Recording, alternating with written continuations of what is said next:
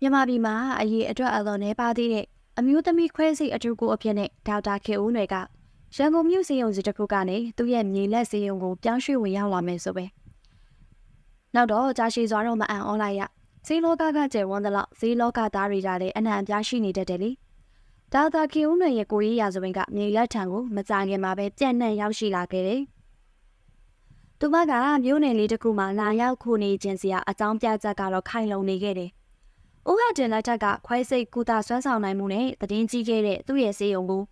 အိမ်တောင်လေးပြက်ခဲ့သလိုစိတ်ဓာတ်လည်းပြက်ပြားခြင်းပြက်ပြားနေမယ်အမျိုးသမီးတယောက်ရဲ့လက်ထဲကိုထိုးအပ်ရတော့မယ်အဖြစ်ကတော့ဦးအောင်မြင့်ကိုရင်လေးစေခဲ့တာအမှန်ပါပဲ။သူမမြေလက်ကိုရောက်ရှိလာပုံကလည်းတိတ်တိတ်ဆိတ်ဆိတ်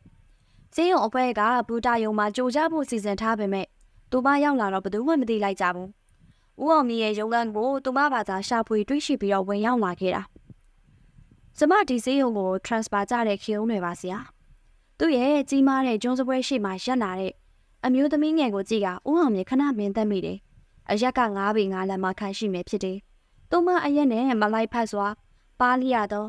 ့ကျမကြီးကောင်းမုံလည်းမရတော့အမျိုးသမီးတအုပ်ကပင်မခက်ခဲတဲ့ခွဲစိတ်ဆရာဝန်ဘွားကိုပိုင်ဆိုင်ထားတယ်ဆိုတာကဘယ်လိုဖြစ်နိုင်ပါလဲ။ပြီးတော့သူမကငယ်ရွယ်လုံးနေဖြောတော်တဲ့အသွေးရောင်တွေကြောင့်သူမကပုံပုံငယ်နုနေတရာ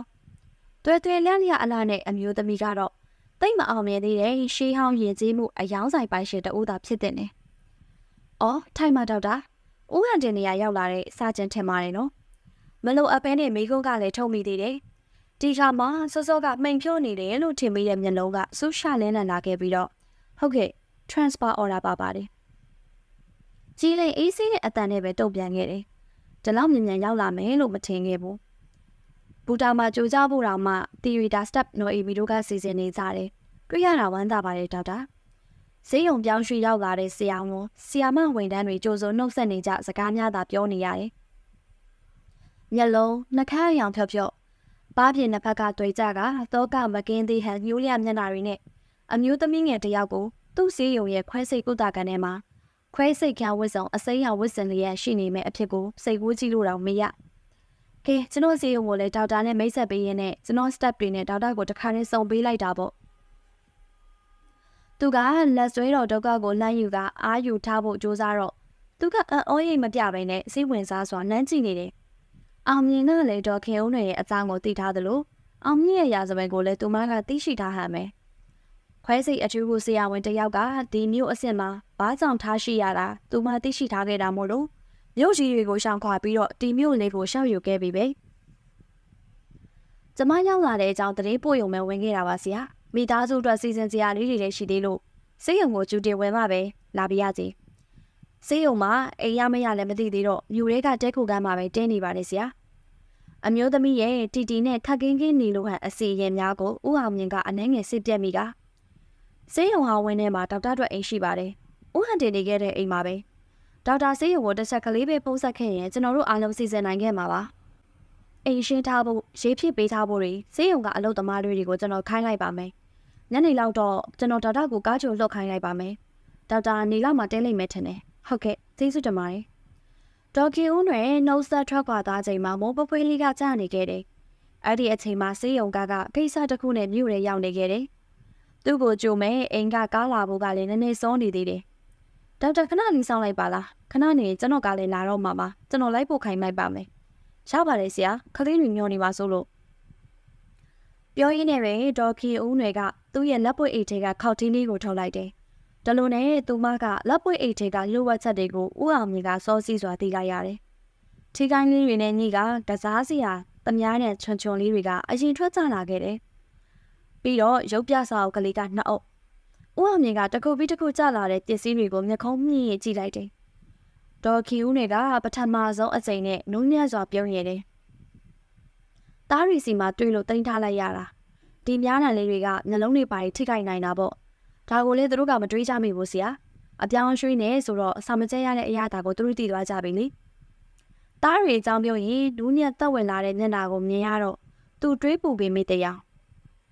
းစိတ်ရုံအတွက်ရင်လေးစရာမရှိတန်ရလို့ဦးအောင်မြဲကတွေးမိပြန်တယ်ဒေါ်ကီဦးတွေကတော့မြားချွတ်ချွန်လေးတွေကိုရုပ်ပြကိုပြန်ကောက်ယူထင်းလျက်မိုးပွပွေးအောက်မှာပဲထွက်ခွာသွားခဲ့တော့တယ် ဒေါက်တာဦးအောင်မြင့်ကဆေးရုံစင်းချံမှာရက်တန်းလျက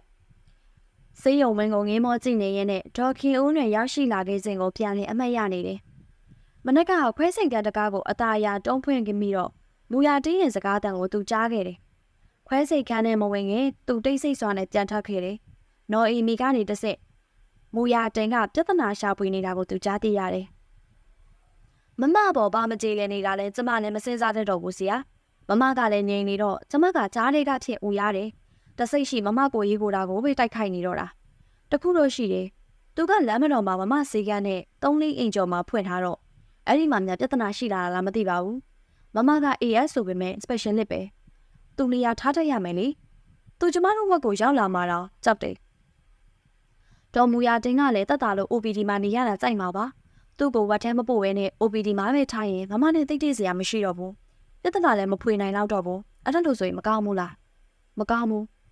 အိုးအမြင်စိတ်ထဲကပြောလိုက်ပေမဲ့နှုတ်ခမ်းမစိတ်ပင်နေပြီတယ်။နော်အီမီနဲ့သူကဆေးရုံတက်နေပါတွဲလည်လာခဲ့သူတွေ။ဆေးရုံမှာလူညီညီနဲ့လုပ်ငန်းတွေပဲကြတယ်ဆိုရင်ပင်မနဲ့မဟုတ်ဘဲနဲ့အလုံးလောက်ကင်နေခဲ့တဲ့အခါတွေကိုလည်းသတိရမိတယ်။မူရတင်လို့အလုံးဝင်ကားစားဆရာဝန်တဦးကိုပညာမတိုးတဲ့ OPD မှာကြီးပဲချထားဖို့ကလည်းမဖြစ်နိုင်။သူ့ကိုကြောင်တိုးထားတယ်လို့မမေးဝတ်မဲနေမဲ့သူမျိုးလည်းမဟုတ်။ပိုလို့ဝင်ပြဿနာကြီးလာနိုင်သေးတယ်။မူရတင်ကို OPD မှာကြီးပဲထားပြီးတော့ခွဲစိတ်ကိုသားဘက်မှာသူကဲ့သို့ဝါသနာကြီးလာတဲ့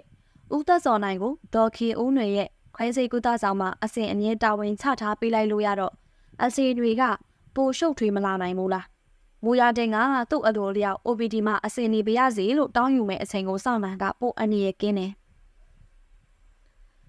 ဦးအောင်မြင့်ရဲ့စိတ်တနေရာကနော်အီမီပြောသလိုစေကန်းချင်းရှင်ပြိုင်တာအထူးကုနဲ့ပခုံးချင်းရှင်တာတွေထက်ပိုသိမ်မွေ့သောအချင်းရတစ်ခုရှိနေမယ်ဆိုတာသိနေတယ်။စေယုံအုံသက်ကြားရှိလာတော့စေယုံပြဿနာတစ်ခုခုရဲ့အနံ့ကိုအလိုလိုသိလာတာမျိုးပေါ့။သူလမ်းလျှောက်လာတဲ့ဇင်းစံကိုတစုံတဦးကရုတ်တရက်ချိုးပွေဝင်လာခဲ့စင်မှာပဲ။ဦးအောင်မြင့်ကတော့ဒုက္ခလှမ်းစာထောက်လိုက်တဲ့အခြေပြည့်ရင်းသွားခဲ့ရတယ်။သူကသူမအကြောင်းအခုပဲတွေးနေခဲ့မိတာလေ။နည်းနည်းချင်းဆိုင်မှာရှောက်လာတဲ့သူကတော့လွန်ခဲ့တဲ့4နှစ်ကလိုပဲဖြောတော့နွမ်းလျနေတဲ့အမျိုးသမီးတူမဟုတ်တော့သူရှိမှာပဲတစားရင်းချက်တင်ငင်ကပုံမလာပတင့်တယ်လာခဲ့တဲ့အမျိုးသမီးတူသူမထံမှာတခါကမှမတွေးခဲ့ရဘူးတဲ့တော့ကအရေးအယောင်မလုံချုံမယုံရဲမှုအားငယ်မှုတွေကိုမတွေ့နိုင်ခဲ့တာကြပြီသူမရဲ့ခြေလမ်းတွေကတိမ်မွေ့တယ်လို့ဆိုတော့လဲဝဝင်ဆဆရှိလာတယ်ခွဲစိတ်ကန်းထဲမှာအစိအတန်ကြာဖြုံးခဲ့ရဟန်နဲ့နှစ်ဖူးပြပြမှာစံရွယ်တွေကချွေးစားတွေနဲ့ကန့်ကြီးလျက်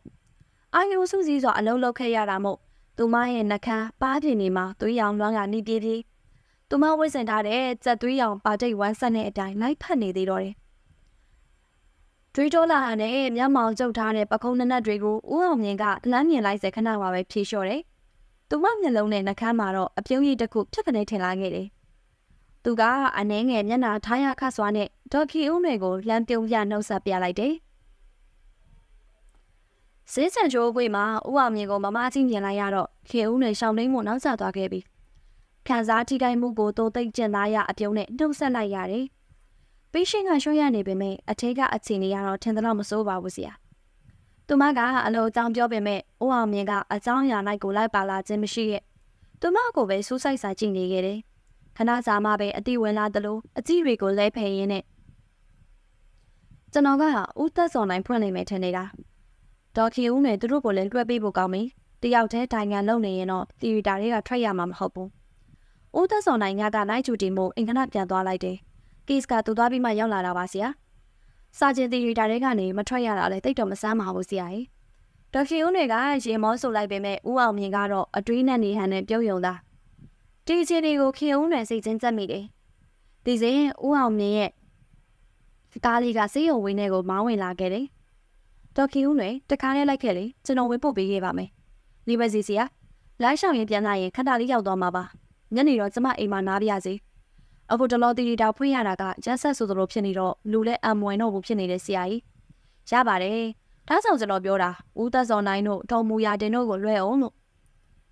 ဒေါ်ခီဦးတွေကပြုံးနဲ့ကောင်းနေရင်လက်ထွက်ခဲ့စင်မှာပဲဈေးကြံလေးကိုချိုးပွေလာတဲ့မူရတင်ကိုလက်နေရတယ်။တစ်ဆက်တည်းမှာပဲပြုံးပြီးတော့နှုတ်ဆက်ရတယ်။သူမစည်းရုံဝင်းတွေကမထွက်နိုင်သေးမီကားလေးကတော့ဦးအောင်မြင့်ကိုကြိုလျက်သူမအပကနေမောင်းနေသွားခဲ့တယ်